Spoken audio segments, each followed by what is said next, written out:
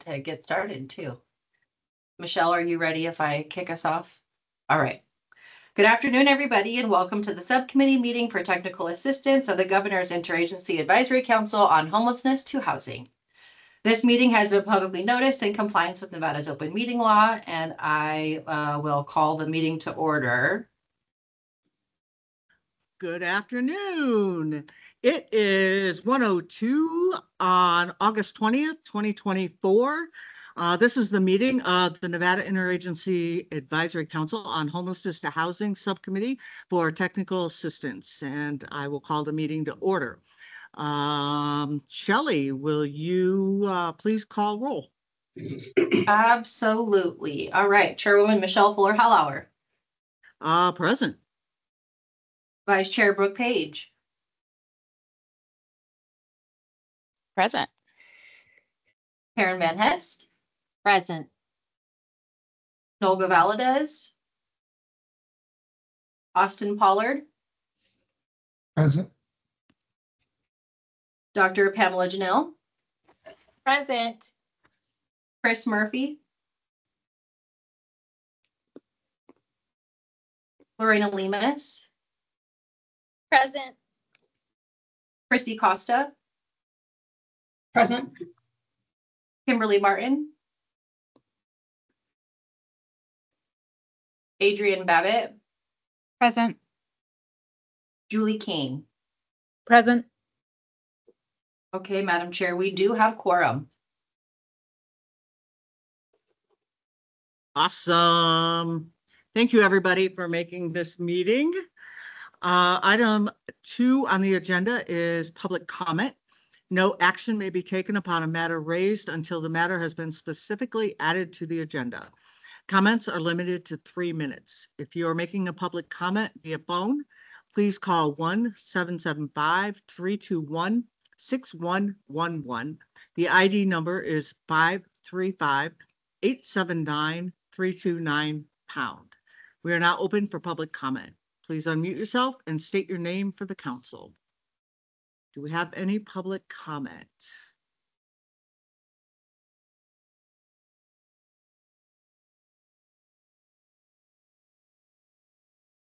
I'm not seeing any open mics on the webinar. Do we have anybody on the phone?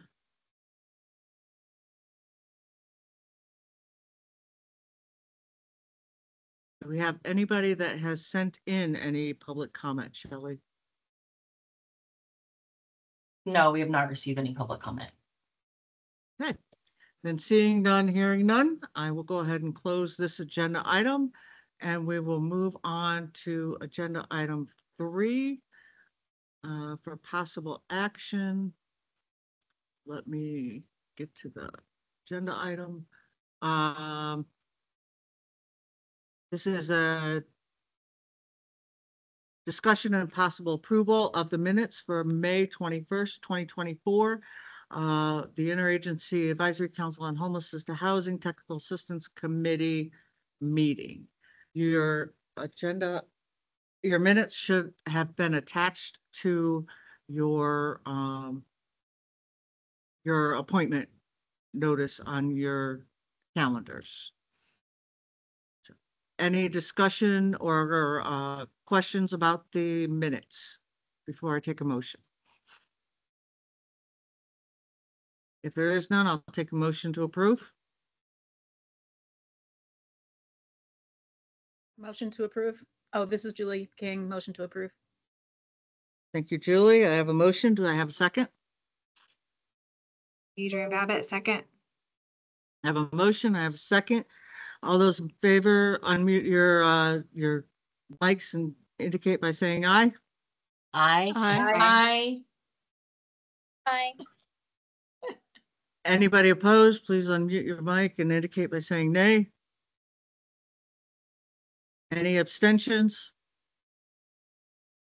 Motion carries. Next agenda item is agenda number 4. Can you make that a little bit bigger for me, Shelley? Thank you. For possible action, discussion and possible approval of the minutes for June 18th, 2024, Interagency Advisory Council on Homelessness to Housing Technical Assistance Subcommittee meeting. Do we have any discussion or questions on the minutes from June 18th? If there are none, I will entertain a motion. So it's Julie King, motion to approve the June 18th minutes. I have a motion to approve. Do I have a second? Adrian Babbitt, second. I have a motion and a second. All those in favor, please unmute yourself and indicate by saying aye. Aye. Aye. Aye. Any opposed? Unmute yourself and indicate by saying nay. Any abstentions? Please indicate by abstaining. Motion carries.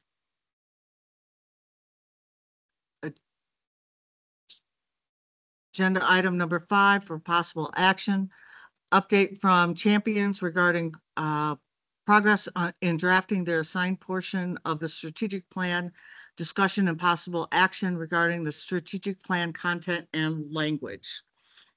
Okay, under this agenda item, we also have some work that has been taking place with a new work team that has been created, a policy group as well.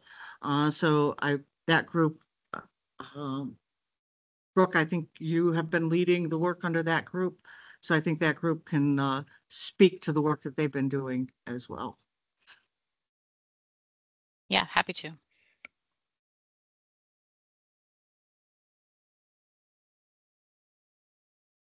So any updates from any of the champions for work that's been done for the strategic plan? Dr. Janelle. Good afternoon, Dr. Janelle, for the record. First of all, I want to apologize for my absence. We are receiving a high number of turnover at the Nevada Department of Education. We're actually down 3 leadership positions in my upline, so I've had to carry some of the load for that.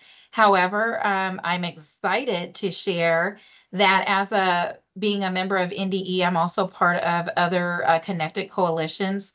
So for the education and workforce development component of the strategic issues, I have been working with the Disconnected Youth Coalition, where we are looking at forging some specific specific partnerships with regards to the launch of, they're going to be launching an Atlas platform. And then also I'm part of the Youth Experiencing Homelessness 2-year study work group, where we're looking at the data and also doing a causal analysis and root cause analysis. The youth Oh my gosh, Youth Homeless Systems Improvement Grant was actually earned by the state of Nevada. So that is really good. We're moving forward with that.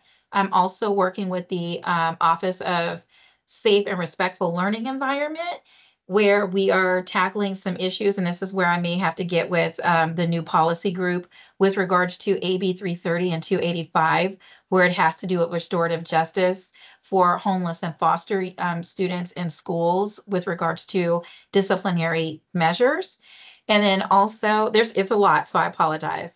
And as an update, the Nevada Department of Ed had the ARP-HCY funding that needed to be allocated by September 30th of this year to be liquidated administratively. We have through 2026.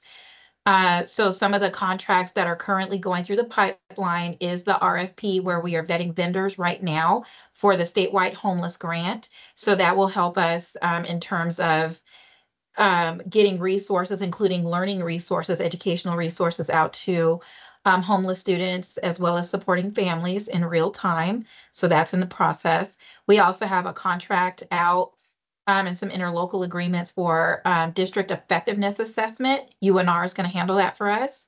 UNLV is going to be helping us with a statewide summit, where we're going to also partner with Nevada Partnership for Homeless Youth, this group, as well as the Nevada Alliance, in order to provide some foundational support. And I'm also working with the Cralio Center, which is the CTE component of Nevada Department of Ed, to see about how we can make sure our vulnerable groups are being able to, by law, get access to CTE certification and other programs, but earlier in the school year. I did put together some recommendations after looking at some of the data where it showed women in STEM, students of color, and other groups, including those who are homeless. They don't have better access to CTE programs in order to be able to help them make the progress that they need. So there's like a whole bunch of stuff. I'm still in the process of drafting all of it. So thank you all for your patience and your time.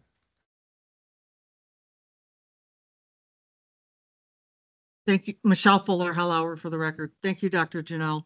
I think it's incredible, all the work that is happening around the state and with youth.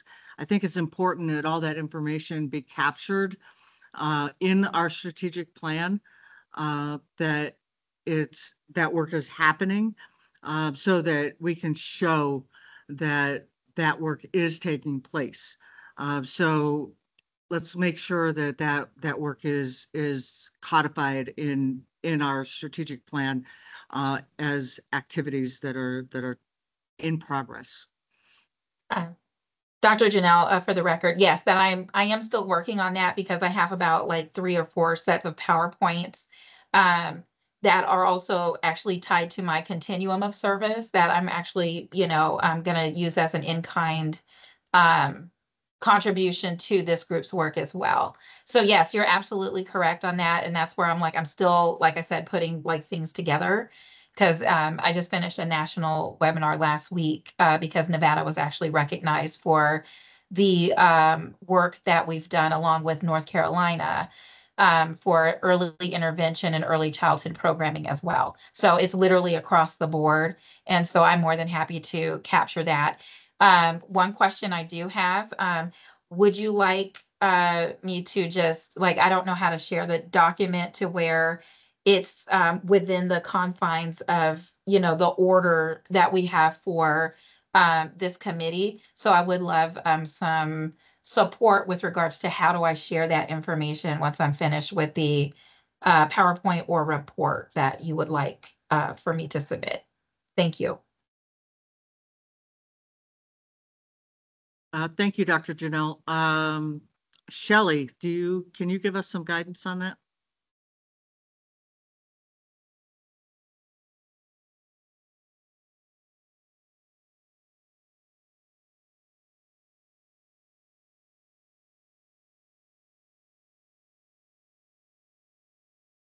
I am so sorry, Madam Chair. I had to get pulled away for a second and I missed Dr. Pam's question. She has a lot of information that on things that she's involved with that pertain to the state strategic plan.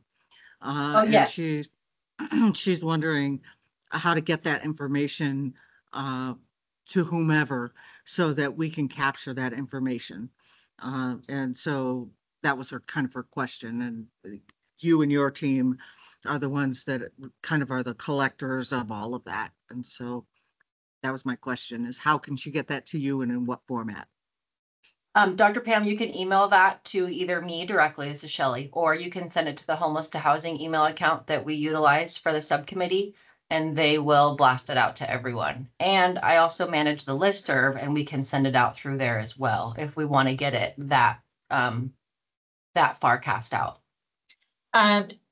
Dr. Janelle, for the record, thank you very much. I just didn't want to subvert the system because I didn't know exactly how to share that. So thank you for sharing that, and yay.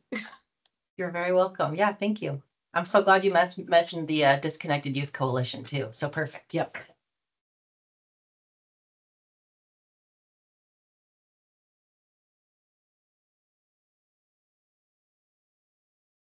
Other updates?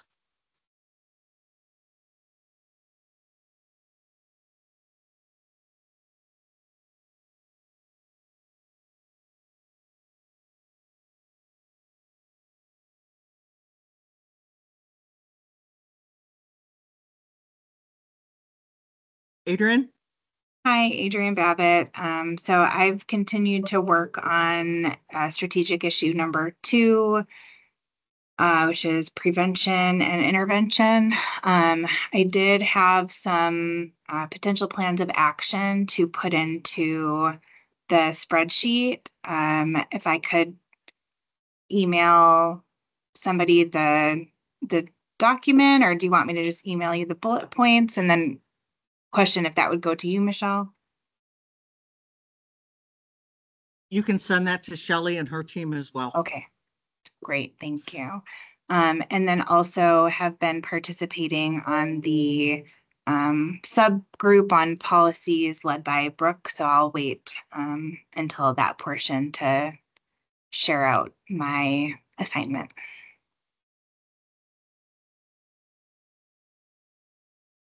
Thank you, Adrian. Anybody else?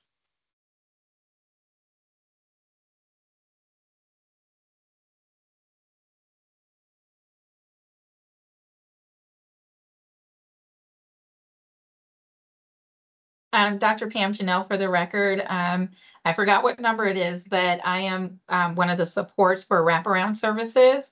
While we haven't met for a little while, we did create a document that listed different subcomponents with consideration to providing supports for individuals experiencing homelessness. But then we also looked at the aspect of adding pet care to that, because we do have people who are experiencing homelessness who have pets. And also we were looking at, once again, wraparound services in terms of coordinated entry, and then also like the function of like, how would that look, as far as like, a timeline and different things like that.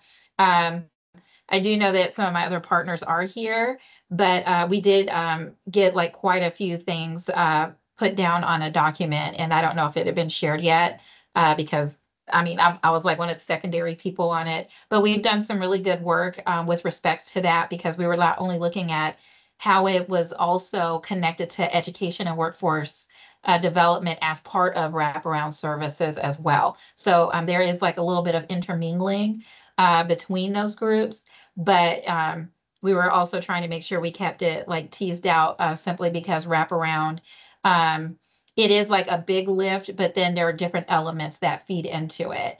And I'm very proud of the work that I was able to support with that particular portion. Thank you, Dr. Janelle. I'm not sure if that was shared or not. So would you make sure that that gets sent to Shelley and her team as well? I know that Nolga and my amazing partner Karen were on that group, but I didn't want to, overstep them, because they were the leads on that. Okay, well, would somebody make sure that if it hasn't already, that it does get Okay. shared with Shelley and her team? Thank you, Madam Chairwoman.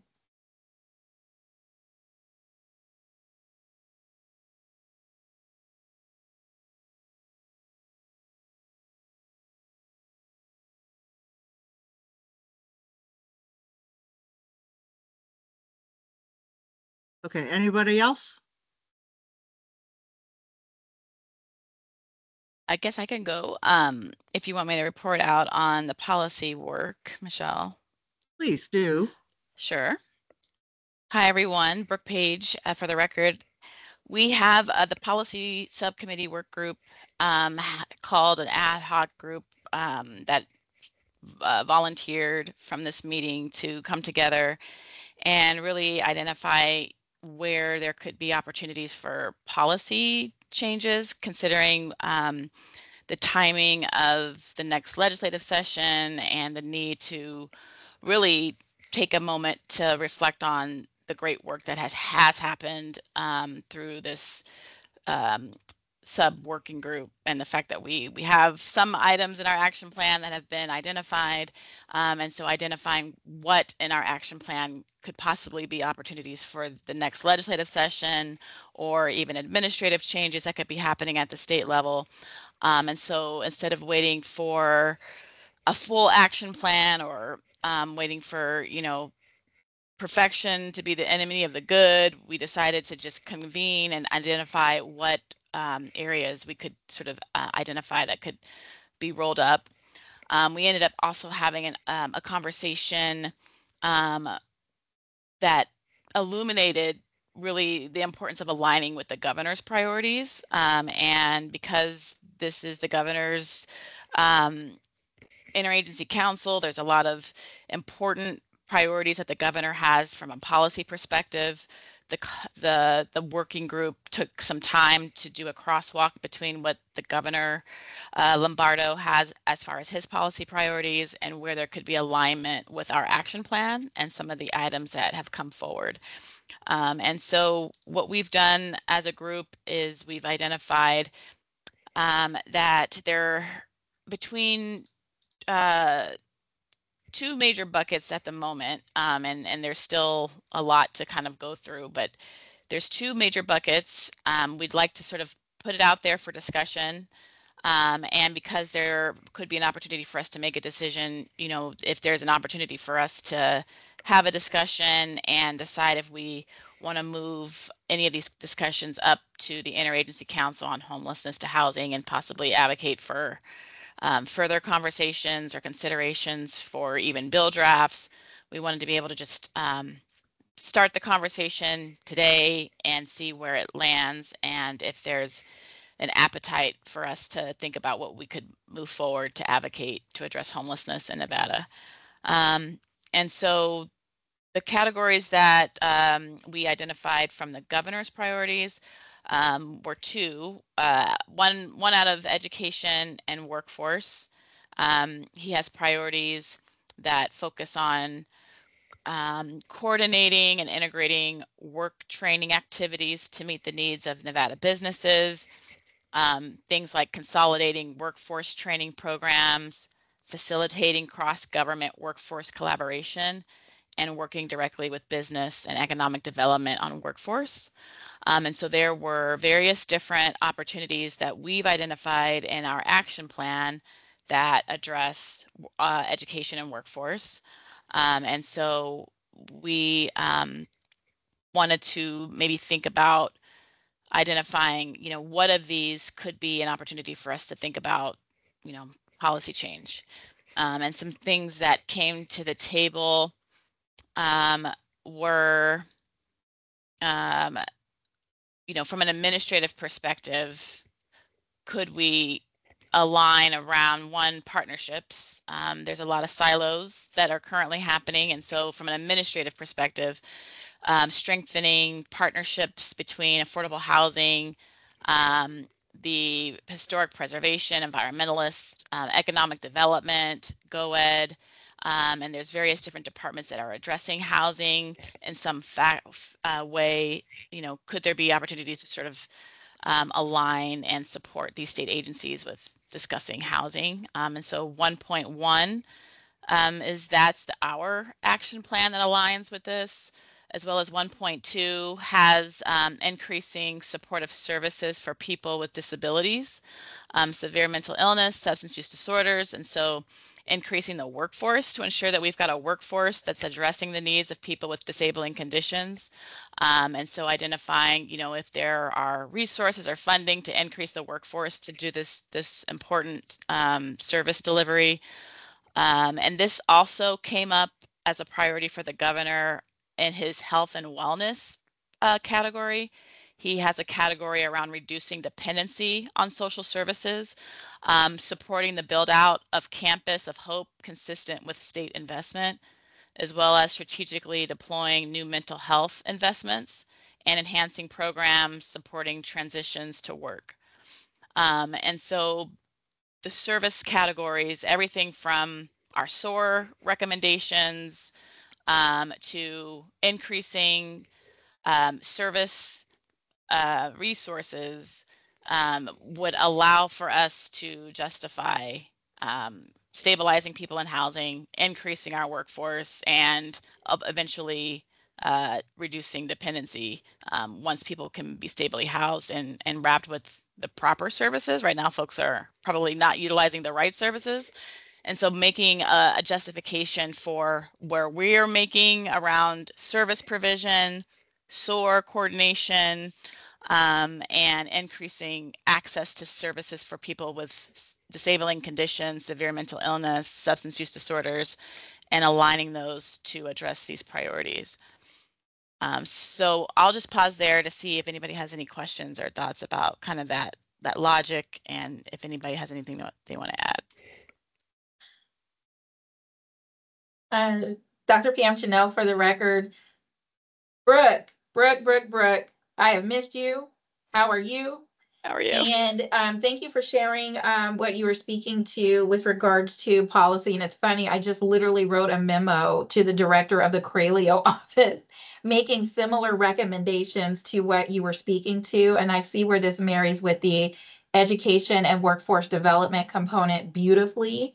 One of my suggestions was to connect our vulnerable populations, which of course individuals experiencing homelessness and those who have disabilities are listed in that as part of this work. So I would love to speak to you more about it as, Nevada Department of Education, to also see like if there may be some connections that are existing, and if not, we do have that college and career ready work website that we're just getting ready to launch. So this might be something that we may be able to partner in terms of like ICHH Technical Assistance Subcommittee with some of the work going on with NDE, just so that we can garner additional support and lobby for additional funding and support for the work that we're trying to do. So thank you very much for that. And then I would like to discuss with you the components of AB 330 and AB 285 with regards to restorative justice and discipline as it relates to making sure we eliminate educational barriers for students who are experiencing homelessness in schools, as it is determined by like our state, because this is our legislation that was recently passed.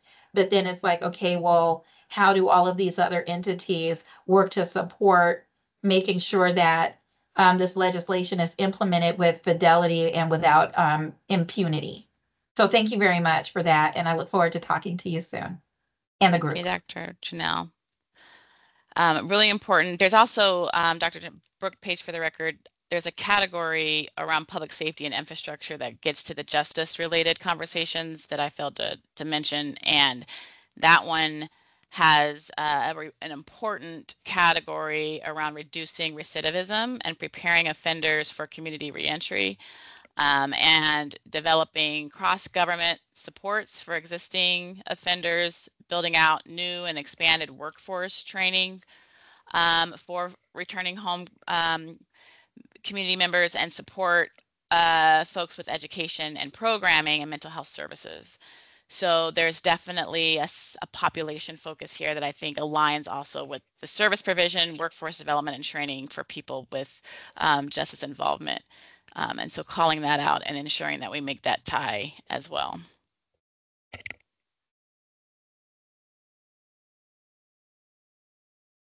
Michelle Fuller-Hellauer for the record.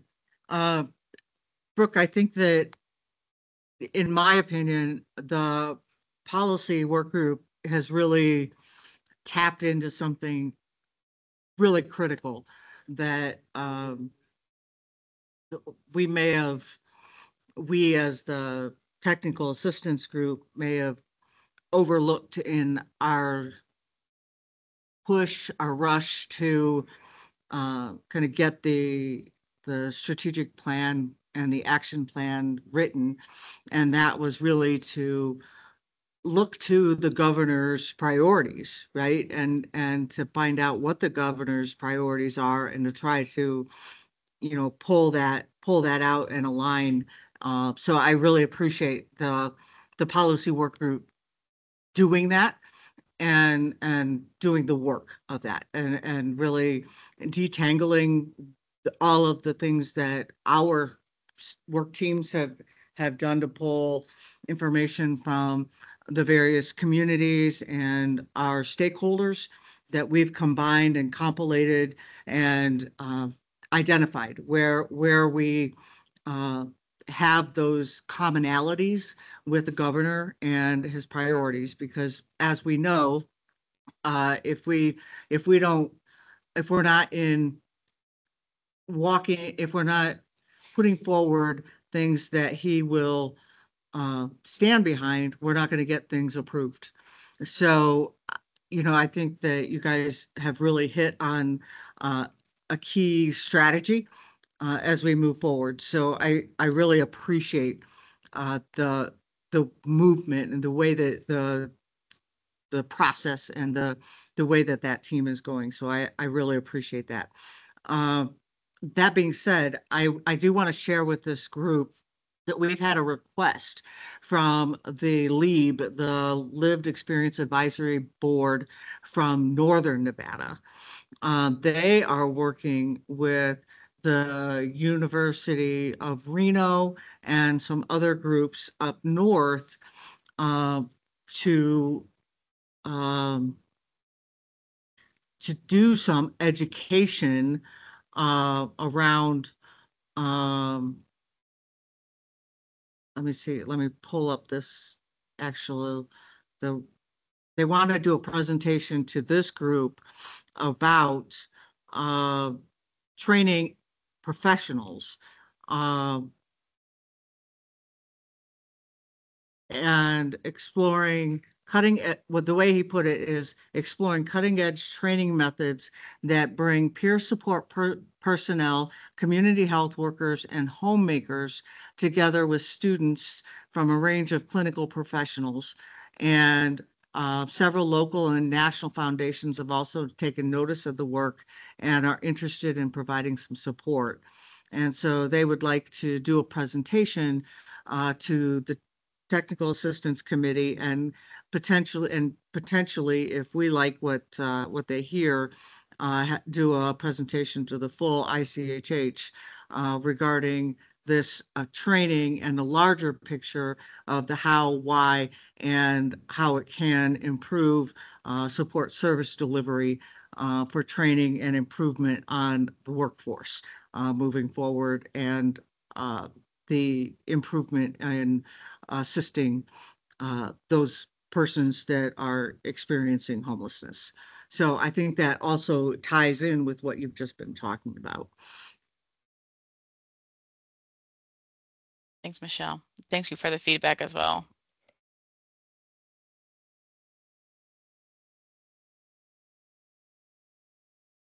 So Adrian, I know you mentioned that you had some other thoughts. Is there anything you wanted to add from our work together? And appreciate also Shannon, who's not on the call today, but she also helped with brainstorming.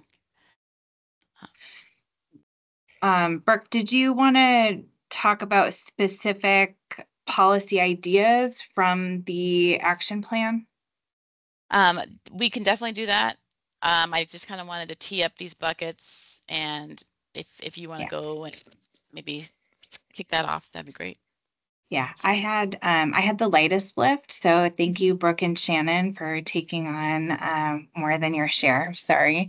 So I took a look at the data section and the prevention section in relationship to the governor's buckets, if you will.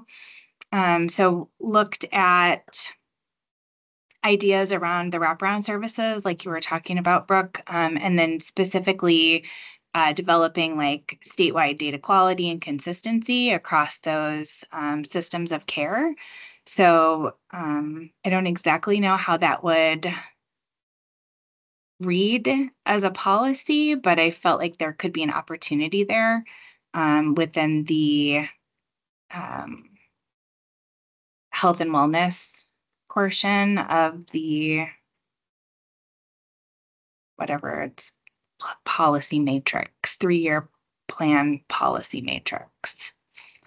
Additionally, looked at partnering with Department of Corrections within the bucket of reducing recidivism and preparing offenders for community reentry, looking at either increasing capacity for or creating new programs that would allow offenders that are eligible for release to apply for income and benefits, apply for Social Security disability through SOAR, work on improving their credit while they're incarcerated, and apply for income-based housing before being released so that there would be more continuity of care and more opportunities for them upon release.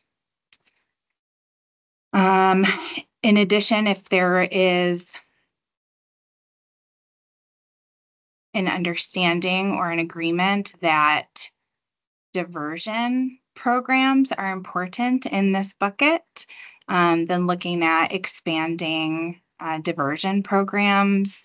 The person I spoke to in Southern Nevada indicated that 97% of their individuals that participate are currently homeless, and they would have a better incentive for people participating in the diversion program if there were housing opportunities for them as part of participating in that diversion program.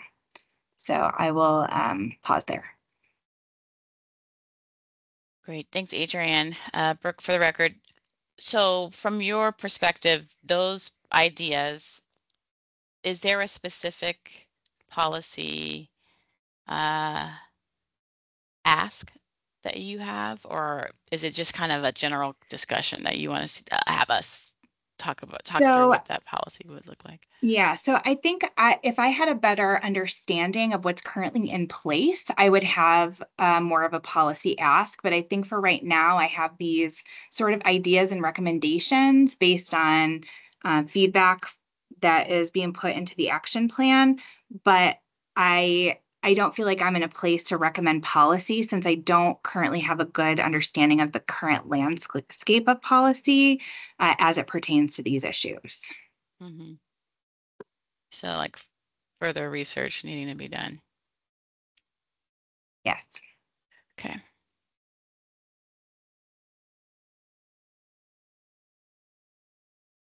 anybody has a good point of contact within the Department of Corrections, I would be happy to do some outreach and information gathering, but I don't currently have that specific information.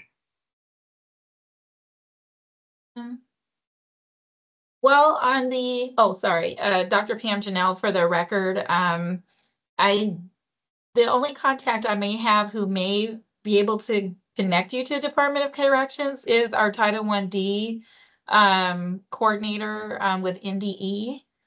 And that they deal with students who are, neglected, and then also working with the legal system, and that would be Mr. Jeffrey Hoover, and he may have like a list of contacts with DOC, because I do know that some of the work intersects with Title I-D. So maybe, if we could reach each other offline, I can probably put together like a digital handshake per se.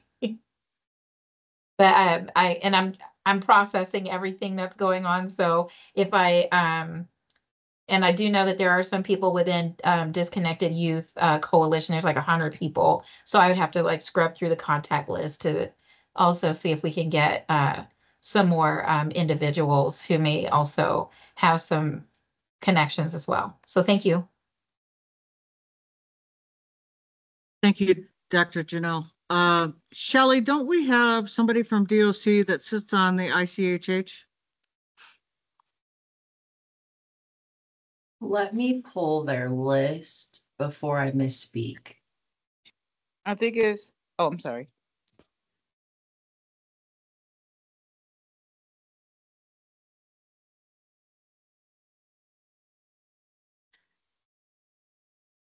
Brooke, for the record, that was going to be my question. So I thought we used to have.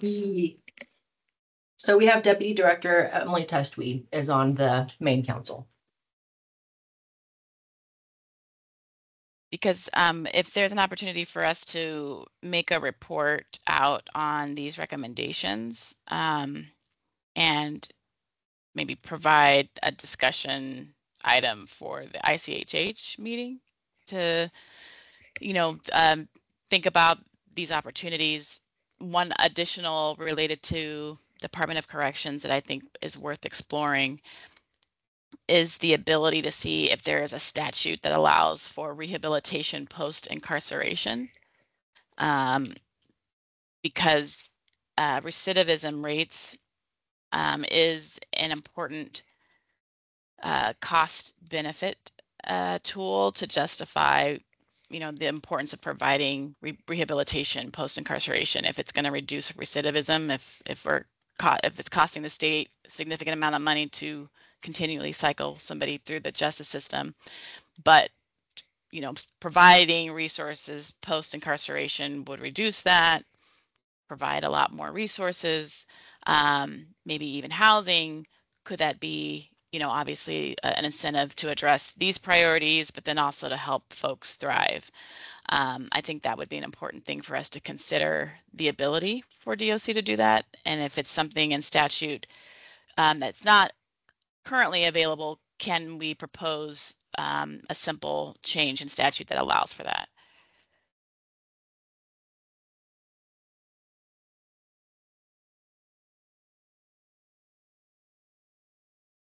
Brooke, Michelle Fuller, hello, for the record.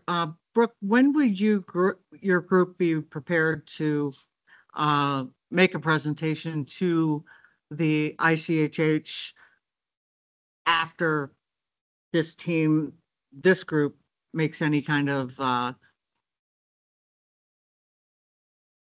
approval of your recommendations? How long would it take for you guys to put together a presentation?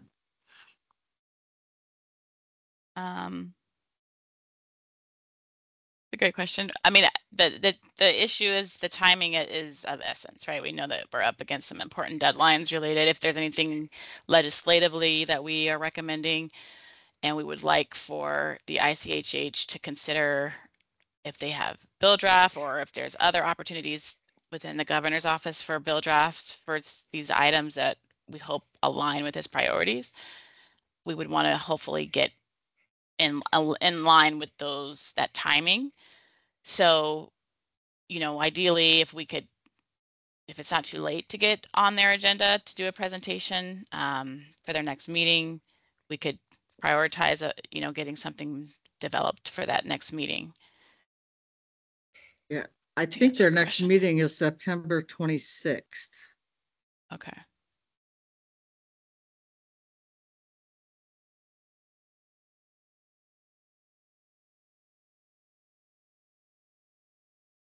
This is Adrienne. Brooke, is that going to be too late? Possibly. But I think I'm sorry, go ahead, Adrienne.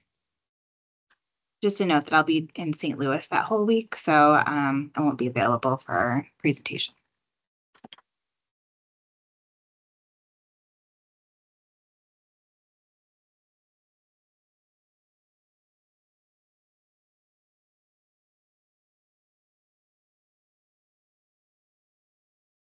But I mean, I think it's still worth the presentation. There could be multiple paths. If there's something that we just, comes up that we want to prioritize and we think is an important path forward, we can present it and get guidance and advice.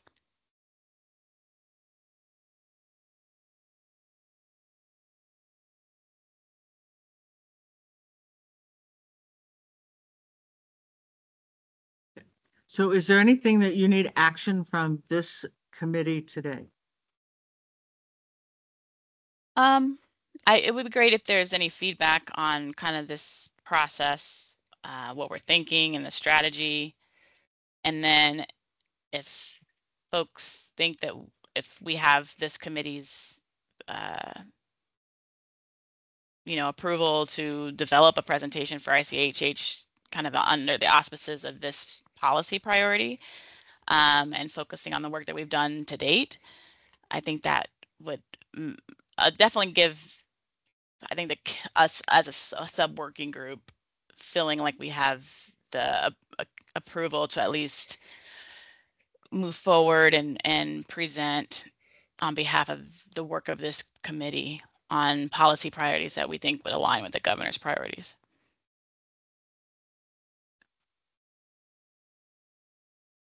Any feedback for Brooke and Adrian on the policy work group and the work that they've been doing?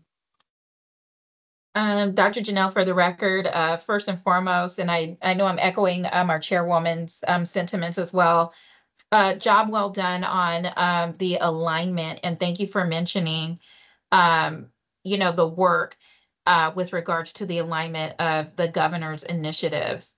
One of the things that I would, and I'm just kind of throwing it out here because of time being of the essence, is it possible that, like all of our other strategic issues, be aligned with the policy component? Because then with respect to what Madam Chairwoman mentioned, this way we can see where all of these initiatives actually fall into alignment with the governor's initiatives via the strategic issues. Like, for instance, that workforce development piece, I can marry my component to, what Brooke, and I believe, is it Shelley? Did I say that wrong? Shelley is currently proposing. So I'm just kind of putting that out there as a way to work smarter, not harder.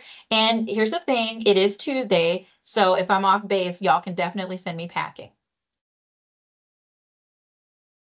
Thank you, Dr. Janelle. Brooke, for the record. And Adrian's on the call with us now, and it was Shannon too who was supporting it. But I think the biggest piece, because we don't have the workforce development in the matrix that we were using to develop this, as well as the prevention and homelessness and prevention categories, if those folks, champions that are working on those categories, want to do that exercise of seeing where their goals and strategic issues align with the governor's priorities, I think that's a great idea, and happy to share that document with this group that was shared. It's publicly available, of the governor's priorities, in order to do that crosswalk.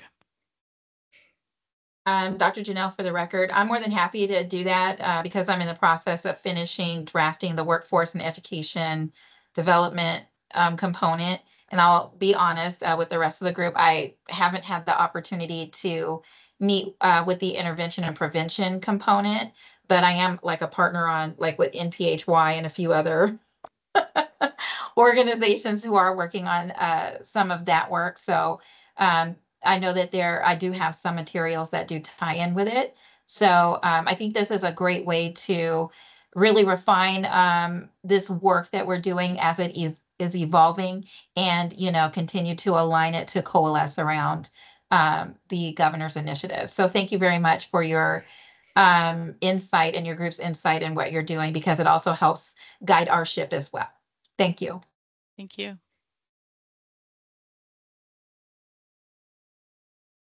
Thank you very much. Any other comments, thoughts, ideas?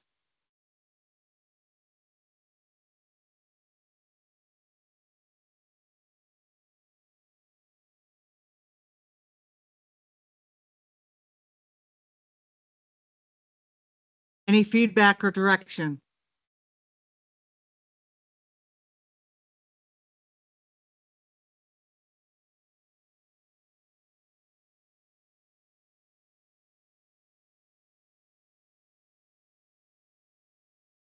Well, hearing none from the rest of the group, I would like to suggest that, because I like the work that I'm hearing that is being done from the policy work group. So I'd like to put out there that I would like you all to continue to move forward. I think you're doing a remarkable job. What I'm hearing is that you are really doing the hard work of aligning the governor's priorities with the work that we've been doing. And I would like you to continue to march forward in the direction you've been going. And I would love to give you our blessing to put forward a presentation to give to the broader ICHH on our behalf with that, whatever you all feel is the most compelling argument to move forward, that would move forward our goals and strategies that we feel could make the biggest impact for the people that we serve and for our goals and strategies for the state of Nevada. Thank you, Michelle. For the record, that sounds like a motion to me. I don't know. This is, are we able to make an, do you want to this take is the reins action? on this, since I guess I'm putting out a motion? Right. Well, thank you for the motion. Are there any discussions on the motion that Michelle just raised? This is Lorena for the record, Lorena Lemus for the record. I would second it because I do think also what you guys are doing is really great work. And ultimately, with everything that we've been doing for the last couple of months, I do think that your guys' plan has the most like chance of actually being like heard and like followed through with and having our state on board and buy-in with it. So I don't know if we did call a motion, but I would second it. Awesome. Yay, thank you so much. Adrian. This is Adrian. So just a question before we vote on this. Are we still accepting external participation within these conversations outside of those on this committee? Yeah, so I think we can definitely share our meeting cadence, and if you on this call would like to participate, which we've getting some excitement in the emails coming through of folks who really want to participate in this. So please, this is open, inclusive. We want there to be representation from folks who would like to be at the table and help inform what this looks like. So I think we should always make that available. We've got a standing meeting that we can invite folks to if they want to join. Thank you.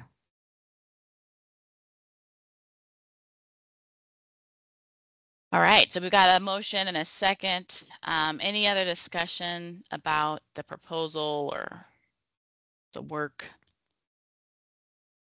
Does anybody think we shouldn't be doing this? It's all right. You can share your thoughts. Dr. Janelle, for the record, it's not like should we be doing this? Be like, wait, what are we doing? Yeah. And actually, I would like to answer that. Yes, we should.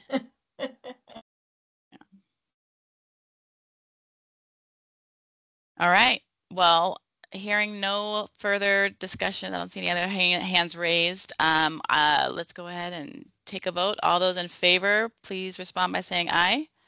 Aye. Aye. Aye. Aye. Aye. Any opposed? Respond by saying nay.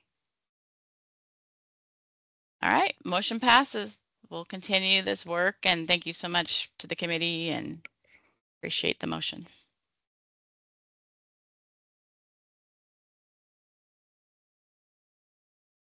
Pass it back to you, Chair. All right, thank you, Brooke. Okay, so agenda item number 6. For possible action, discussion of the Nevada Homeless Alliance's request for the subcommittee to provide an informational presentation at the upcoming conference regarding updates to the strategic plan. To be included in the discussion is the assignment of subcommittee members to present at the conference.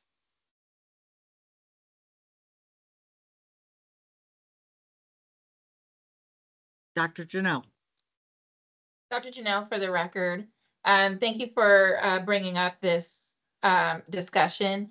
The Nevada Homeless Alliance's conference is slated for, is it October 7th, 8th, or 8th, 9th? I think it's 7th and 8th. I should know, I'm on the planning committee. Yeah, and I think I'm you on are the, correct. Dr. Janelle, for the record, I think I'm on the planning committee for the other one that's about to start in 4 minutes. And so that's why I was like trying to keep them separate, because I do know that members of each group sometimes like, split off and support both. So I'm just trying to stay organized. So thank you very much for your assistance with that.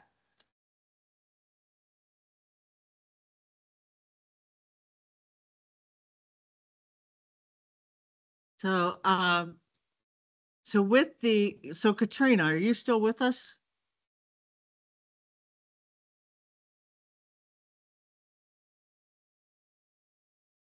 Yes, she's not. So anyway, the Nevada Homeless Alliance's statewide conference, their theme is what is the theme? It's like it's Level up. level up. Thank you. And it's a game-based conference. So they want all of the conference presentations to kind of be focused on like with the game theme. So any presentations, they really want folks to have their presentations to be more game-like or gamified. So they want us to do a plenary presentation on an update to the plan, update on where we are with the strategic plan.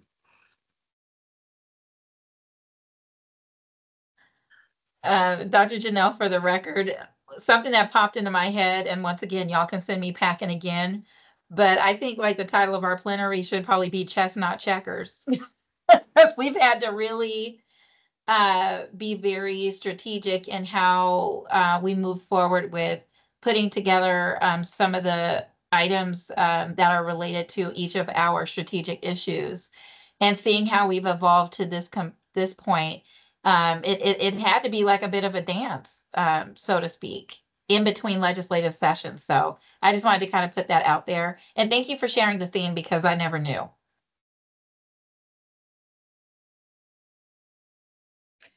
Julie King, for the record, also noting that it is October 7th and 8th. Thank you, Julie.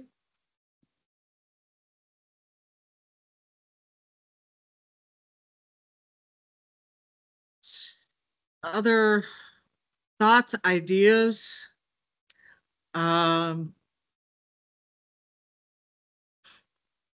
What exactly are we going to update on? How would we do this presentation? Who would do the presentation? What would this look like? Are we going to do the presentation? Adrian. This is Adrian. So last year, there was, if I recall, 3 presenters that explained the strategic issues and had a call for volunteers to participate. I think as a follow-up, we could say, like, here were some of the areas identified as potential plans of action based on your community feedback, to just provide a follow-up on like what people thought, not necessarily what policies that are going to come out of this or be proposed, but just clearly explaining or defining the outcome of those meetings and where we saw our community is at, where we'd like to be, some potential plans that could be taken as a follow-up from those conversations. So, we could tie it to a lot of different games. I think the theme is really flexible. So I think, I think there's some fun opportunities there that we could brainstorm as far as like naming or theming the plenary, but I think just really going over the document of action plan would be a good starting place.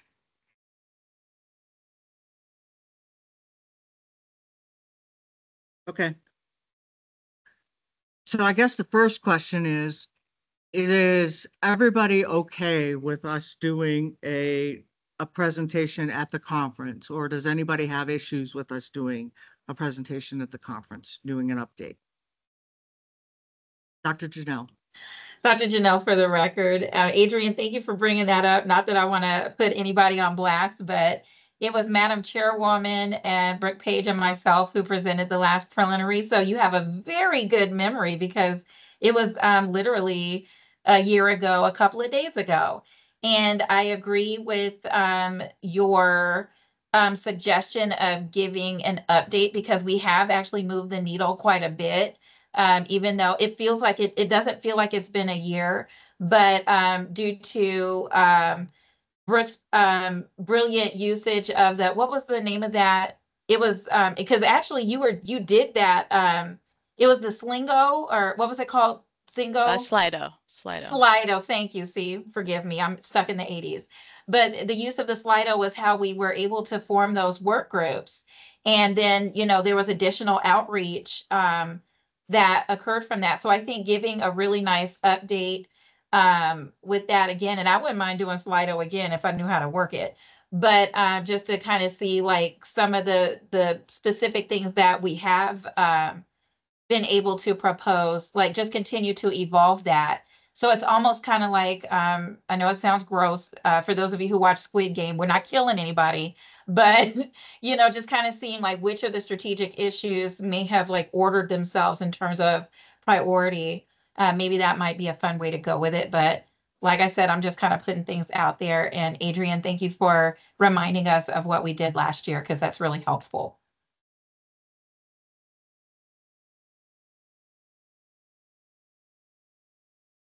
Lorena. Hi, this is Lorena Lemus for the record. I agree with providing an update, kind of like Adrian mentioned. And then I kind of liked what Dr. Pamela Janelle said about like how we're doing chess, not checkers. Because I think, and that could be like the game itself, right? Because I feel like we entered this kind of like, this is what we want, like these are all of our plans, and each person gets like a strategic plan, but ultimately like we had to kind of adapt and really go towards like what is our, not opponents, right? Because I'm not saying the state's our opponent, but like like with what our current like situation is, right? So we had to adapt and change our plan into like maybe we're moving into policy to then fit the plan of our current like government, right? To make sure that it like matches, if that makes sense.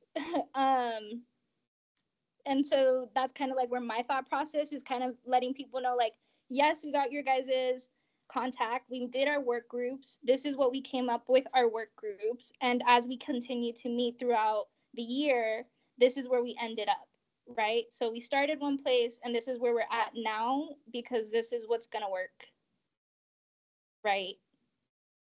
So Dr. Janelle, for the record, Lorena, you are brilliant. You were able to see through my crazy and come up with that. Okay. Thank you, because I appreciate that, the affirmation. But yeah, so from Slido to chess or any other games that y'all, I don't know, it could be Yahtzee or Parcheesi. Y'all just let a sister know.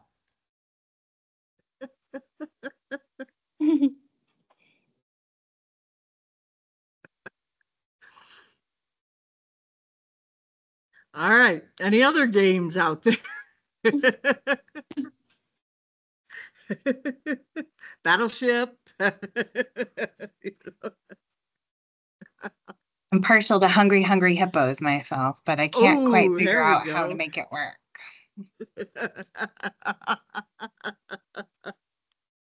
Dr. Janelle, for the record, you already know the playback is going to be hilarious.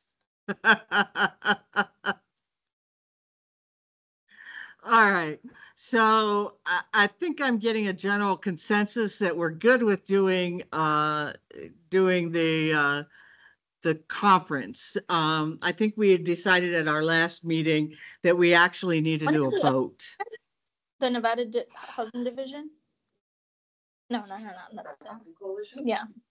Lorena, I think you're, you need to mute yourself. Sorry.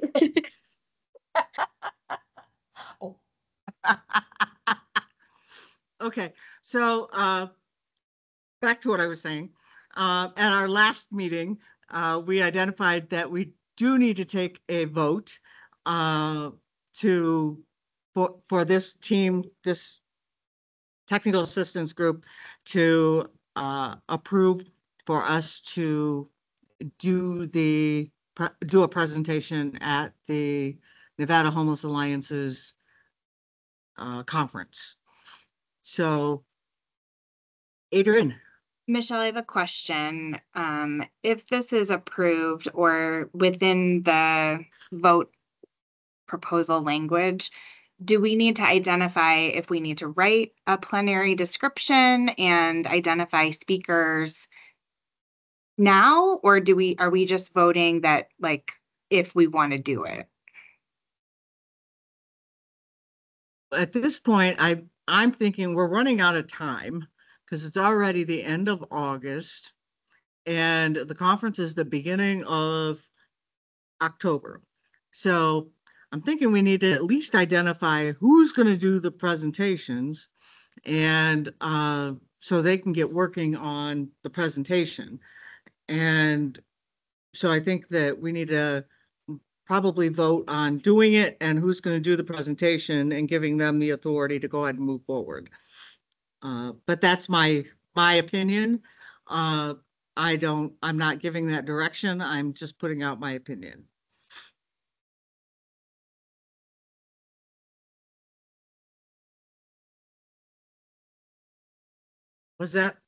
Are you laughing at me, Dr. Janelle? Dr. Janelle, for the record, no, I am not. I was just laughing at the situation simply because this is giving me flashbacks to last year.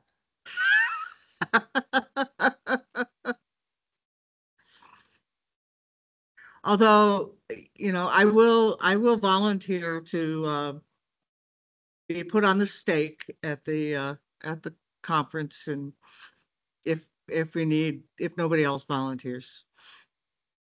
Dr. Janelle, for the record, Chairwoman, remember, we were trying to rule out Squid Game. Remember? I don't know You what said that you would put is. yourself. Squid Game it's from South Korea, and it's a Netflix. It was one of the highest rated Netflix shows, but it was a game where people got eliminated by unliving themselves. So when you mentioned putting yourself on the stake, I would not want you to come to harm's way. And I thought we were leaning toward more like, chess, not checkers. So I just wanted to be supportive and affirm you in that place. I appreciate that. Thank you so much. I will say that if support is required, I'm more than happy to support. However, I really want to lean on our other champions for them to have the opportunity to speak, only because I've already had the opportunity. I do plan on attending, but I was going to attend as an attendee and be a support. So given that we have just a short amount of time, and I do know that schedules are incredibly busy, I think that it would only be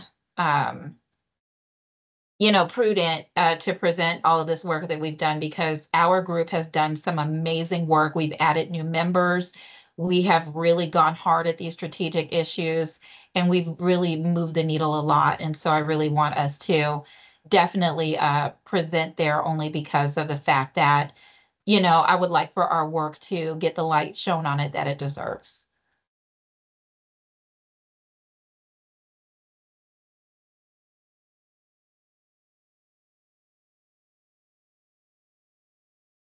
I agree. Okay, other thoughts, comments, volunteers?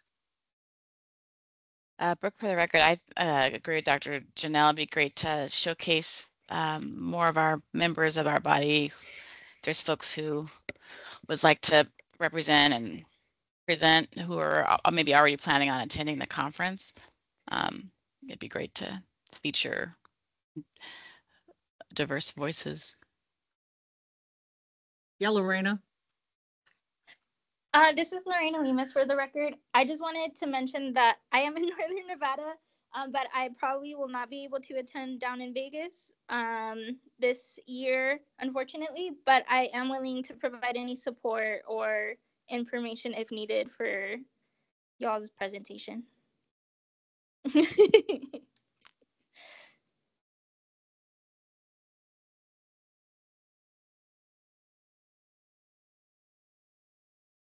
This is Adrienne. I will be attending the conference here in Las Vegas, and I'm happy to present or help write a plenary. I would appreciate a mix of both newer individuals on this committee and previous committee members, because if there's any questions that need to be fielded from a plenary, that it would be helpful to have some historical knowledge, and I only have a couple months under my belt here. Dr. Janelle, for the record, I echo that sentiment as well. And that was one of the reasons why I suggested like the newer voices, but because I am not completely adept with all of the work that each work group did, that was where I wanted to like take a back seat as well, because I believe the best person or persons who should present on that work are the people who actually did that work. And that's out of respect as well, because I'm also in a capacity of learner as well.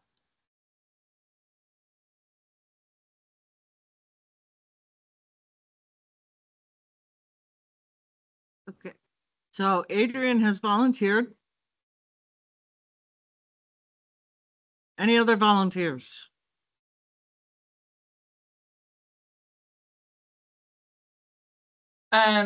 Dr. Janelle, for the record, such as like Gladys Knight had her pips, I'm willing to be a pip as a backup dancer only if needed.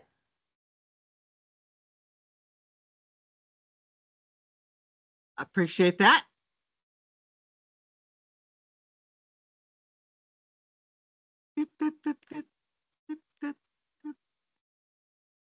Do we have an idea for how many people we'd like to present this information?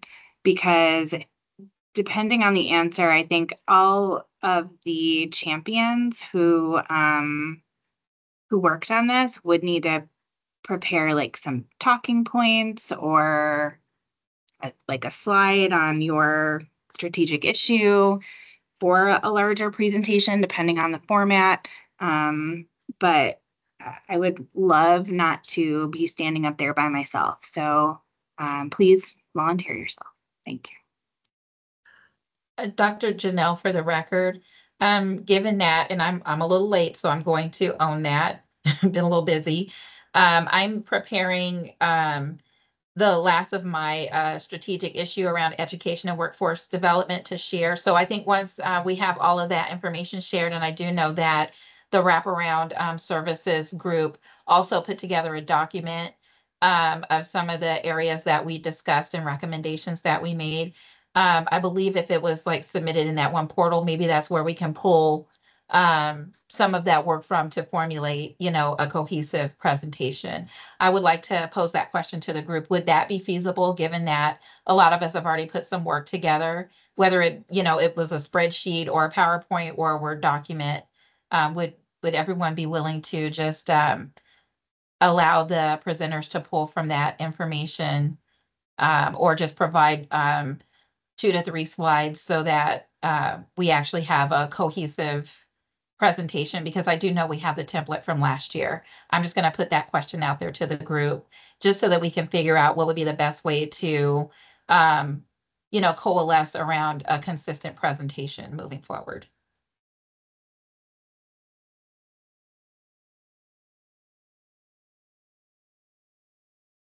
This is Lorena Lemus for the record. I haven't been, the last meeting I was in April, and I just want to double check that the state did receive the draft that I had for my strategic plan that I championed, which is number 5, to be able to provide that to you, as far as like what were my points, as far as like what mine and Chris's points for that strategic plan on coordination of primary and behavioral health. If not, I can send those over as well so you have that information. Dr. Janelle, for the record, I'm going to defer to the chair and Adrian with regards to how you would like to receive information with regards to requests for contributions. Michelle Fuller-Hellauer for the record. Lorena, yes, I do believe that we did get the information for the behavioral and primary and behavioral health for the strategic plan. Adrian, what were you thinking regarding information for the presentation?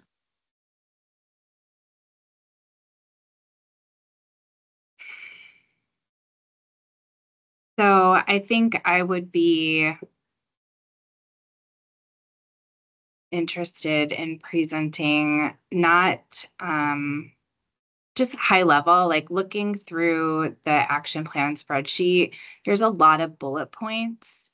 I think that I would want to just take a few of the top line messages. And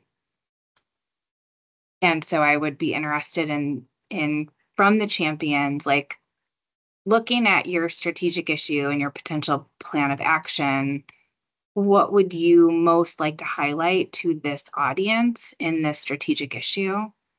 Kind of like top three issues or top three things that you want to highlight to the group? Yes, correct. Yeah. Michelle Fuller-Hellauer for the record. To me, that seems like a reasonable request. I'm a champion for 2 different groups.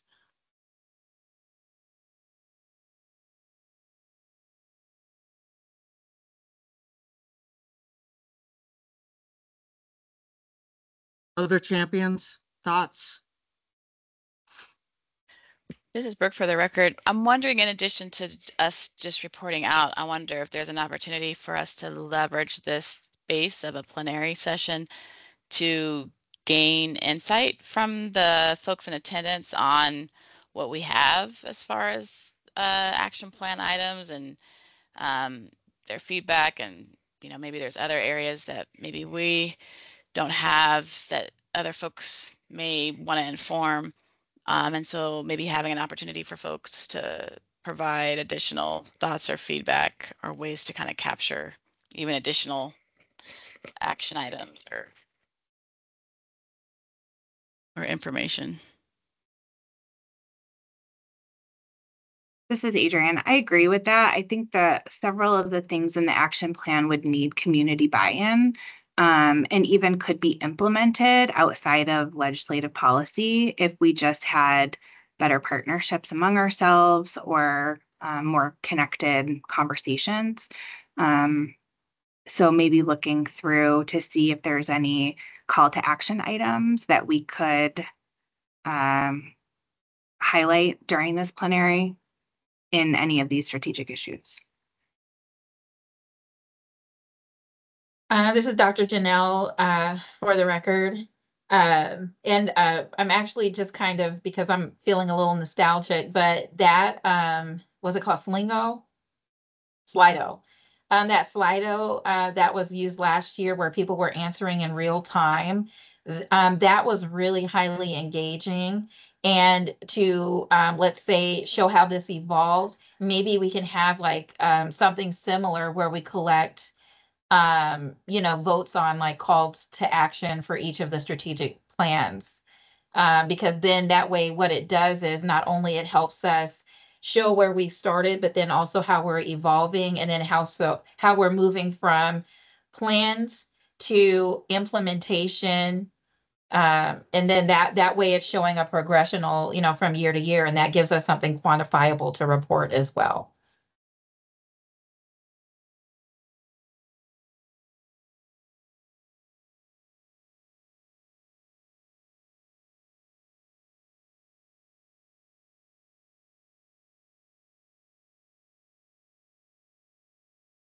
Okay.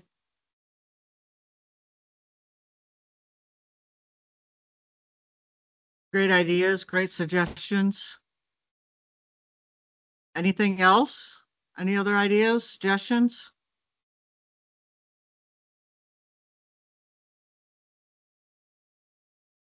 Anybody else chomping at the bit wanting to volunteer?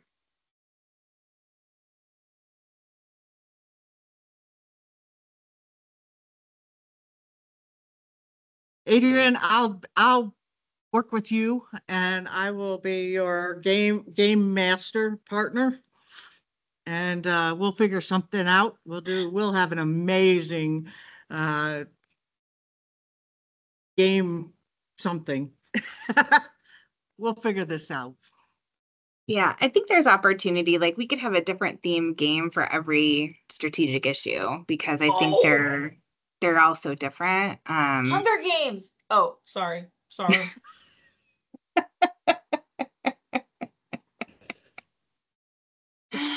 May the odds be ever in your favor.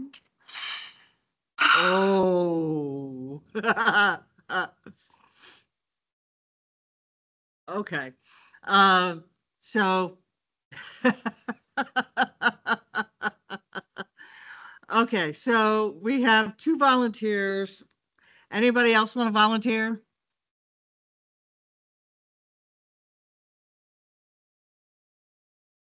Okay. So I need a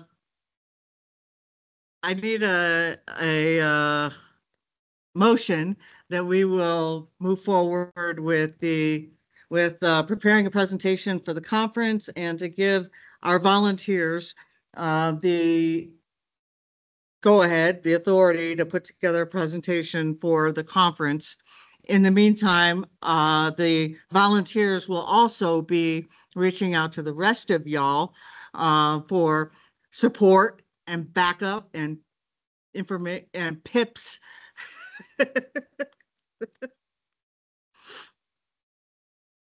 As we prepare for this presentation, if you all give us the go ahead to do so. Dr. Janelle, for the record, I move that our group prepare a presentation for the State Homeless Conference, and that our group will also provide materials, information, and supports from the strategic issue materials we have put together.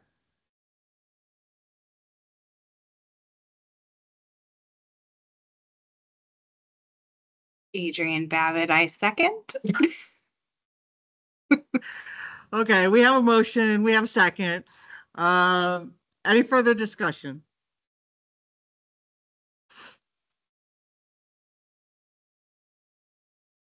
Seeing none, we'll take a vote. All those in favor, please unmute yourself and indicate by saying aye. Aye. Aye. Any opposed, please unmute yourself and indicate by saying nay. Motion carried. Thank you all. Okay, let's move on to agenda item number 7 for possible action, discussion and review of the subcommittee members' commitments, attendance, and vacancies. So we've had some challenges with folks with attendance. I'm just going to put it out there. And we've had vacancies and then we filled vacancies and then people not maintaining. Even when we fill the vacancies, then people are not attending, and we had problems meeting quorum at our last meeting, and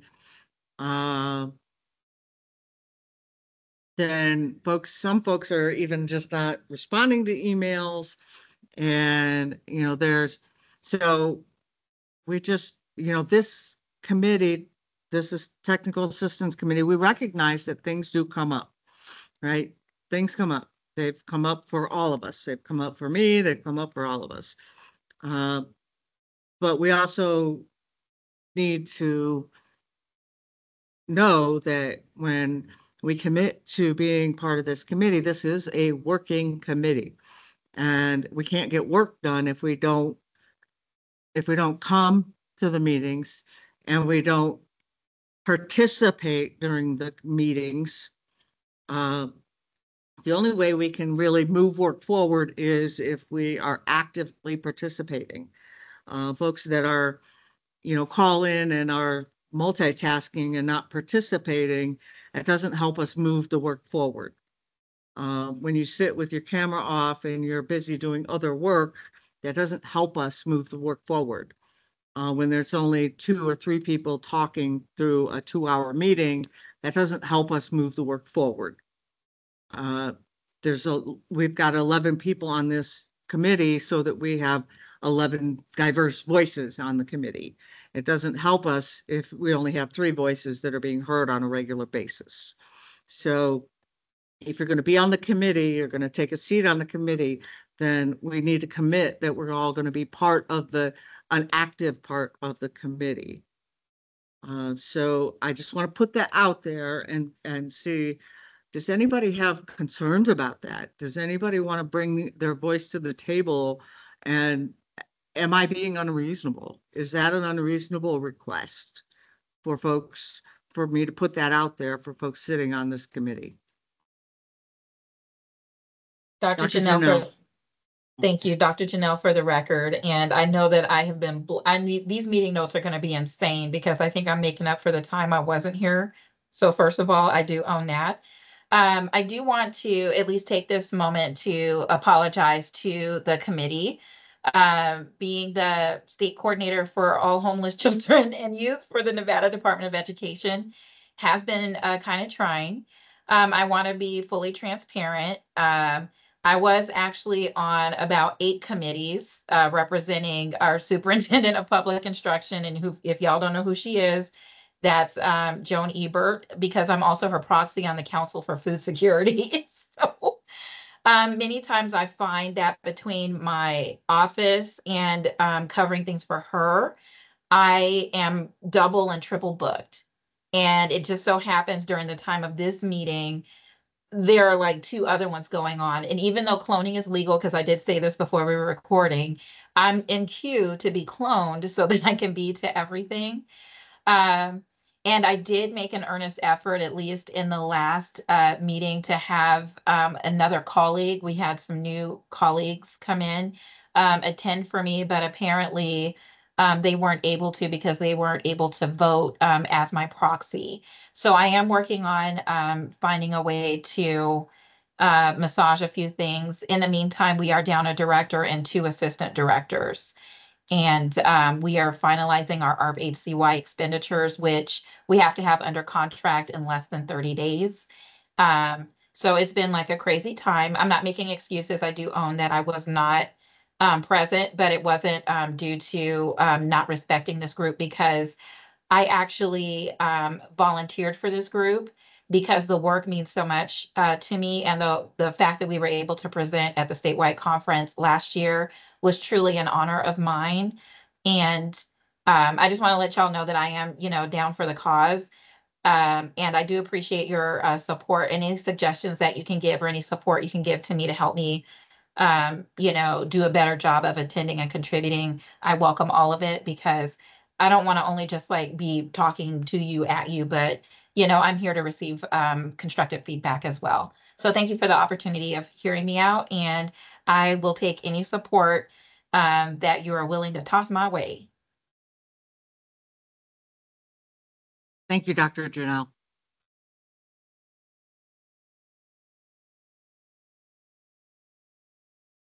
This is Karen Van Hest, and I'm sorry for not speaking up this time, but I will not be able to volunteer in Las Vegas as I have, I'm sorry, I'm up here in Northern Nevada, so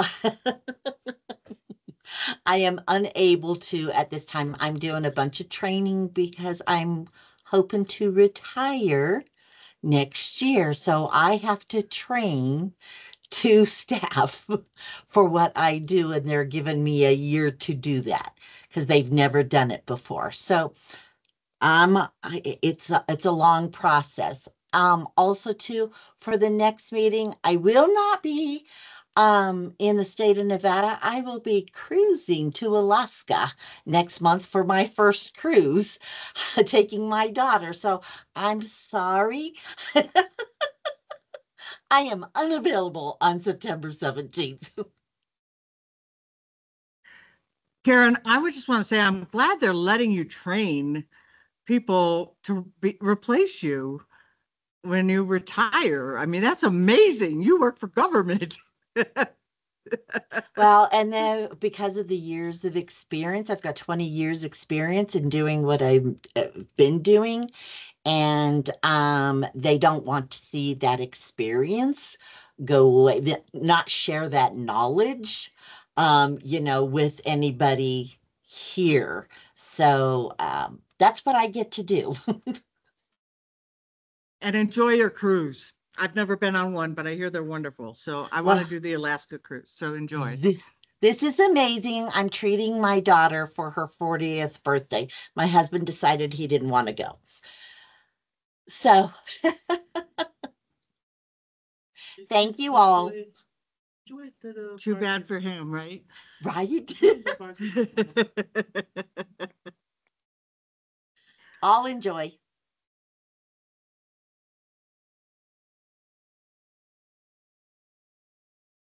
Okay. Anybody else?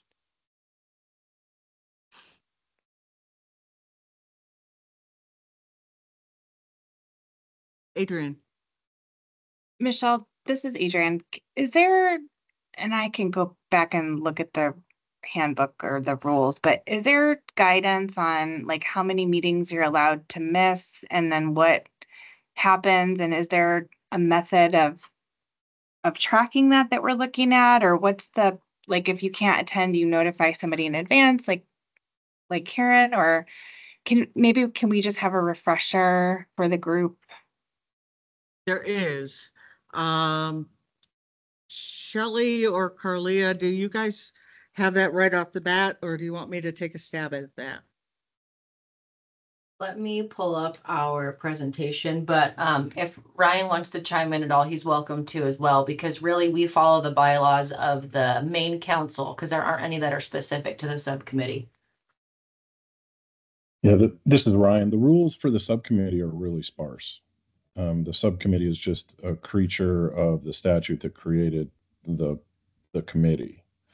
And so the statute is basically geared towards the rules for the committee. So unless there's something in the bylaws specific to this subcommittee, then there just isn't a rule.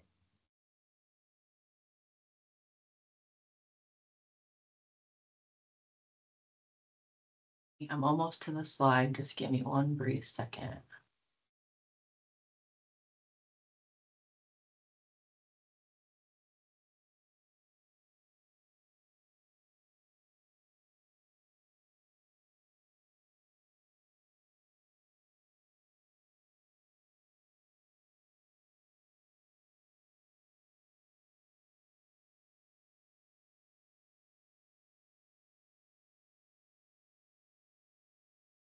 While Shelley's looking that up, Brooke. Thank you, Chair. Brooke for the record. I just wanted to thank you for just raising just the importance of this work and the importance of folks who've volunteered to be a part of this. It's a commitment, time consuming, and it's definitely, in addition to, I'm sure, what folks already have on their plate. So I just want to acknowledge that this is a lot of work and there's a lot involved in it. And I think the importance of, because this is a work group, I think the work to ensure that, that we all have a stake in that work is critical in order to move these processes forward, because there's just too much at stake, too much work that needs to be done. And if we can, as a committee who are probably more, some of us especially that are more close to the issue, directly involved in community and see it on a day-to-day basis, more so probably than the ICHH committee members. I just think the importance of us feeling empowered to elevate our voice, to come to this meeting with the solutions from the frustrations from our work that we see every day, or the things that we see are the hurdles from the things that we are connected to in the community, like leveraging this space as a place to solution those. But I hope folks feel empowered to just, you know, leverage that and use this as a platform to do the work. Thank you, Brooke. This is Shelley for the record. So just to share, it's that the council members must participate in at least 75% of the meetings.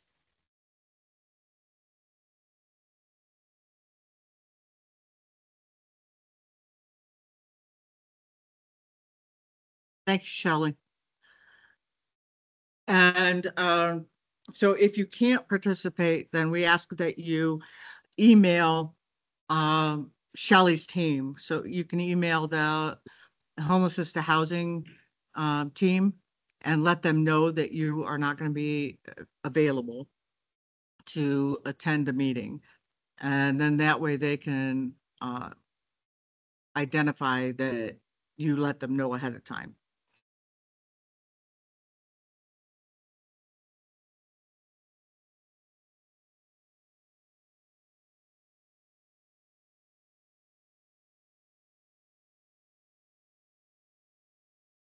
Adrian? Michelle, this is Adrian. If someone decided that they did not have capacity or potentially is retiring, like Karen mentioned, what's the mechanism for exiting yourself from this committee? Did you just stop coming, or can you like officially move to withdraw yourself? How does that work? We ask that you send us an email letting us know that you're no longer able to continue with your commitment to the Technical Assistance Committee, and the last date that you're able to continue with that commitment. And then that creates the vacancy, and then we can recruit to refill that vacancy. Okay, thank you.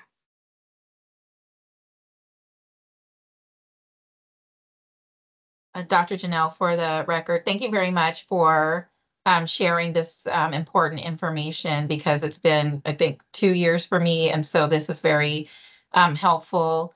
And, you know, we do know that things do change, and also in reference and respect to Ms. Brooke Page, her statement, it is truly heavy meaty. It's cognitively and emotional, and all kinds of other investments in addition to the time commitment. So, you know, I do really respect that. And then also seeing how we've evolved over the course of my 2 short years being involved with this technical assistance committee. I just want to, you know, thank everybody for the work that they're doing and the work that we're going to continue to strive to do. Thank you. Thank you. Anybody else?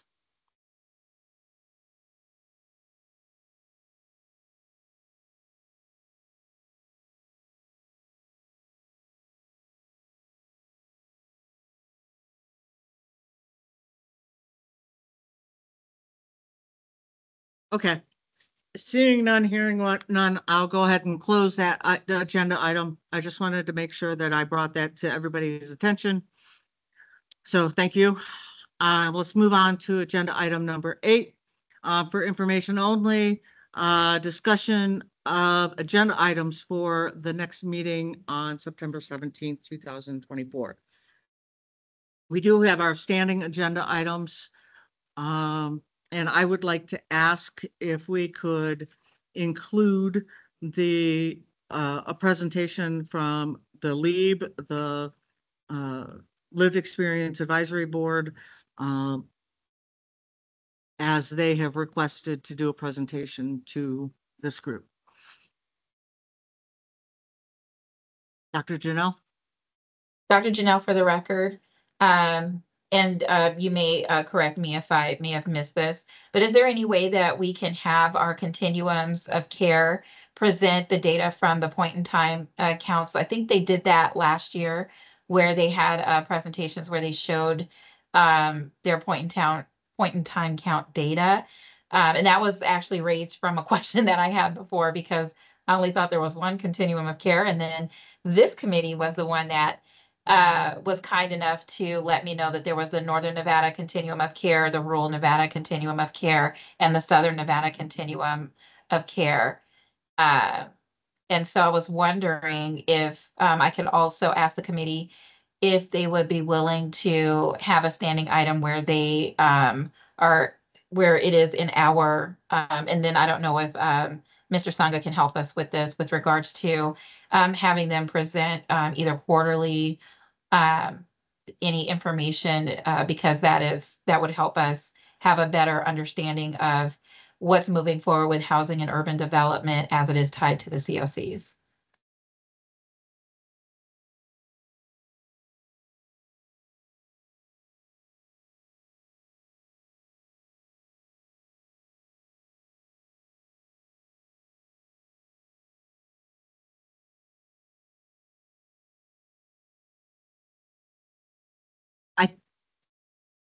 Michelle Fuller-Hellauer for the record. I think what you're asking, Dr. Janelle, I think what you're asking is you want a quarterly update from the COCs on progress that they're making. Dr. Janelle, for the record, maybe one presentation on the PIT counts. That was one, and I apologize because I do ramble. Pray for me. And then the second would be, would it be possible if they would be willing, and either like we just have a section for a COC, so maybe on a rolling basis, like one COC could kind of report the happenings so that they're not all like mushed together. I'm just asking for several friends, and that's only, and that's just kind of a me thing, because I'm just trying to understand the connection of this work as the representative on like the education piece, like how that works, because other than that, I'd have to go chase them. And I thought that because we are the Interagency Council from homeless to housing, this would be a great way to also partner with the COCs. But I'm just kind of putting that out there as a suggestion. I would love to hear other voices and other thoughts on this. Thank you for allowing me to clarify, Madam Chairwoman. Thank you. Yes, actually, regarding the PIT numbers, I think it's great timing. The COCs have just received their verification and validation from the HUD, from HUD on their PIT numbers. So now's a great time to ask the COCs for their report outs on that. Regarding the updates, yeah, asking for, quarterly was a bit overwhelming as a COC coordinator myself. That kind of was like, that's a bit overwhelming. But maybe once a year, giving an update to you all on how the each COC is doing, having each COC come at a different time during the year might make sense. And that way you're kind of getting them, staggering them coming in, each one coming in. That might be something that you might want to do. But that's something that you could discuss, or maybe even ask the COCs when they come in to do their PIT count, what they think when they come in and talk to y'all. Dr. Janelle, for the record, thank you, Chairwoman, for your insight and perspective. And given my understanding that you're helping with that too, thank you for that, because that makes a whole lot of sense. So thank you, and I'm glad that our group has evolved to once again continue to partner in such a powerful way. Thank you. Thank you. Any other items for agenda? Brooke. Brooke, for the record, I'm not sure, honestly, about the. It's one thing to get information from us, but we're not a decision-making body, and a lot of what we are doing right now is focused on this action plan. And I'm wondering if it makes sense to request for the COC coordinators to maybe have a joint discussion around these action items and the things in which we've elevated in the action plan, to get their thoughts and feedback, about how we are, gathering information, compiling it, and of developing this plan, in hopes of like figuring out more like maybe cross COC and just strategy and solutions about how to improve processes and cross coordination. I'm wondering if it would make sense to just kind of open up a dialogue with the COC coordinators.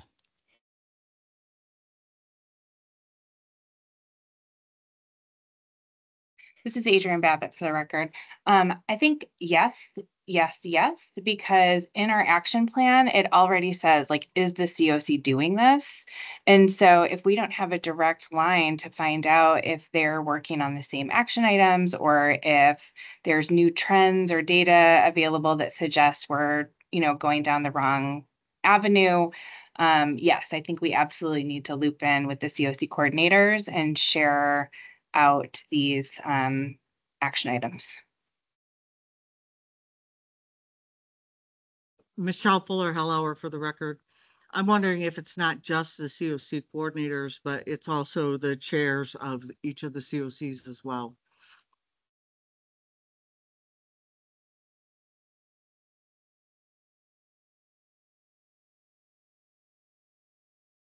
And at what point does that happen? Right? Is that like at our next meeting? Is that something that, we invite them and we have like an open roundtable discussion, and that takes up the, the bulk of our meeting?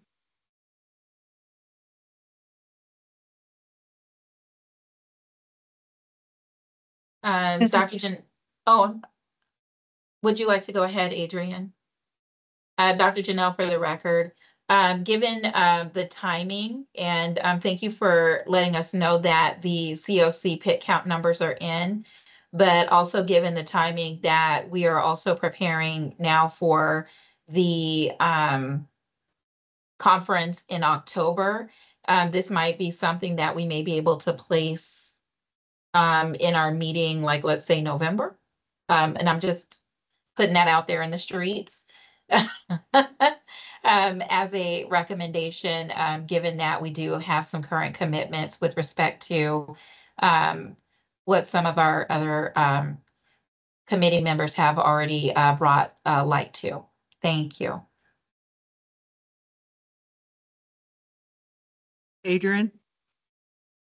Thank you. I was also going to suggest potentially us going to them to talk through the action plan within the COC meeting itself with the providers that are doing the work. Also recognizing that this might not be the best time given the COC funding cycle and scoring and ranking. It's a very busy time for COCs. But I also want to be sensitive to, if there's a plan of action to be made for the next legislative session, we want to make sure we have the right voices represented. So I'm not sure what the best way to approach that is, but I think there's an opportunity to try to connect with COCs on these issues.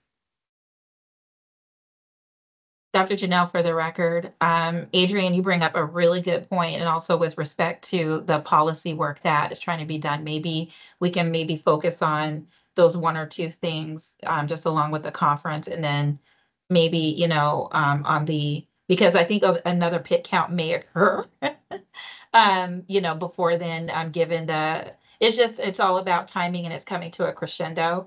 So, this is where I believe our group can make some very sound and informed decisions about how to move forward, and then also when and how to approach the COCs moving forward as well. So thank you for your suggestions, Brooke, Adrienne, and Madam Chairwoman, and everybody else. Thank you.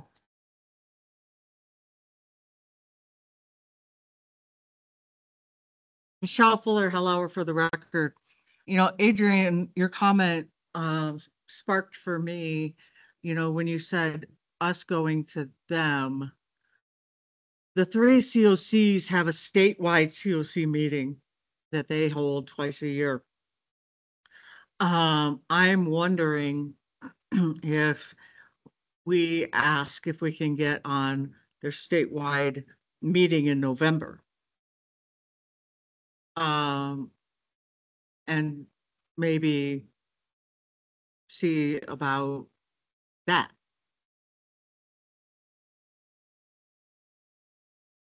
And maybe that's an opportunity. It's for us to have a conversation with the 3 COCs. And, you know, they're already convened. And then we can go to them in their space. And, you know, they have, you know, a variety of folks at the table. It's not just the COC coordinators and the chairs, but a variety of other stakeholders from the 3 COCs that are engaged in statewide efforts and the coordination and collaboration between the 3 COCs. Just a thought. Dr. Janelle? Dr. Janelle, for the record, absolutely. So thank you very much for, like I said, Adrienne, girl, you're just like, I'm gonna hand you the hammer because you're just nailing it.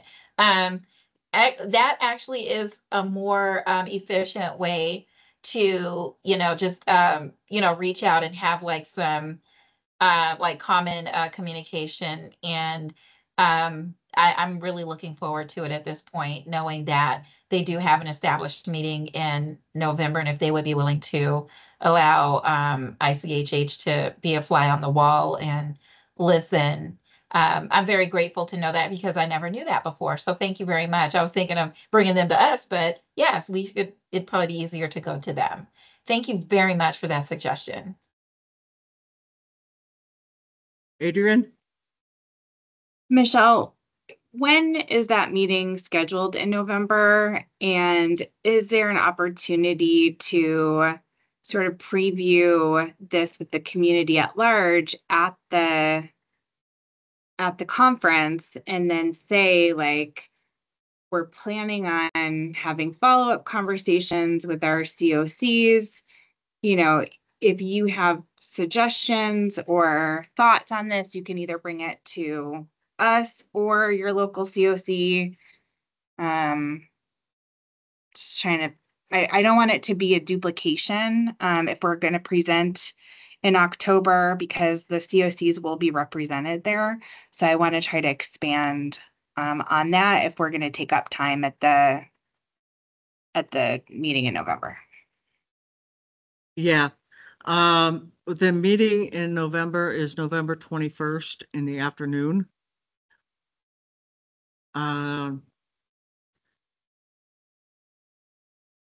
But I'm thinking that maybe, you know, the meeting in October is one thing, right, at the conference.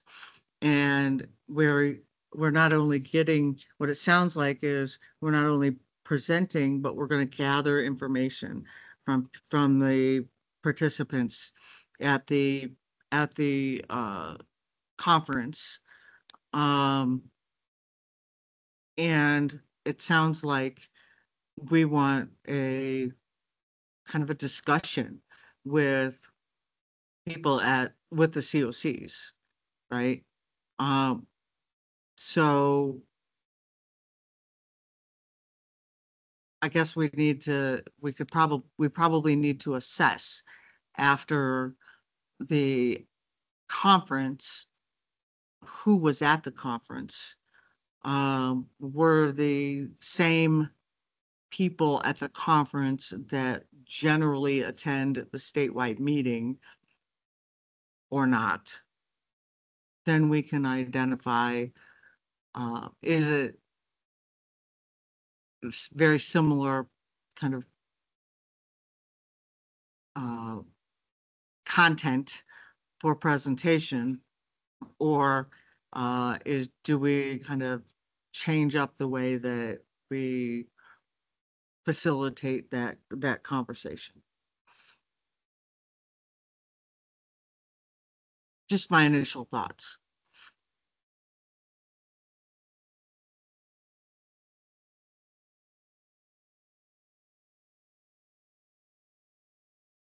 So it sounds like that could be an agenda item for October 15th. Sounds like it. So for September meeting, can we include on the agenda review draft presentation for the plenary for Review feedback, draft. or Yep. I don't know if it has to be officially approved or how, like. Yep. Thank you.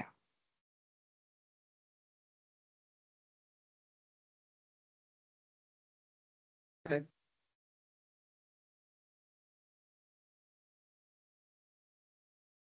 All right. Brooke, do you want us to have a specific call out agenda item for the policy work group feedback? No, I think under the champion, because we got the policy as a topic, a champion topic, so I think it lives there pretty well. Okay. All right. Any other agenda items?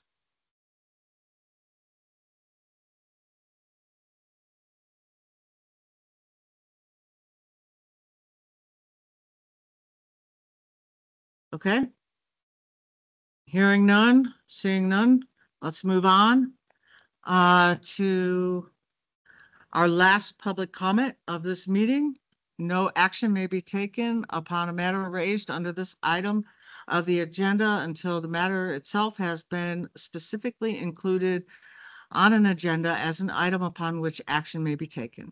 Comments will be limited to 3 minutes. If you are making public comment via phone, please call 1-775-321-6111. The ID number is 535-879-329#. Do we have any public comment? Make sure you unmute yourself if you have any public comment.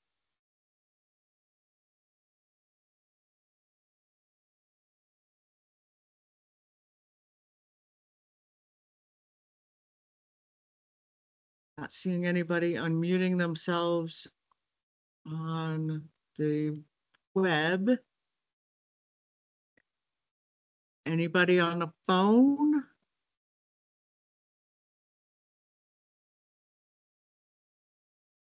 Seeing none, hearing none. It is 2:59 p.m. and I will adjourn this meeting of the Technical Assistance Committee of the Interagency Council on Homelessness to Housing. I will see you all same bat time, same bat channel next month. Y'all have a great one. Okay.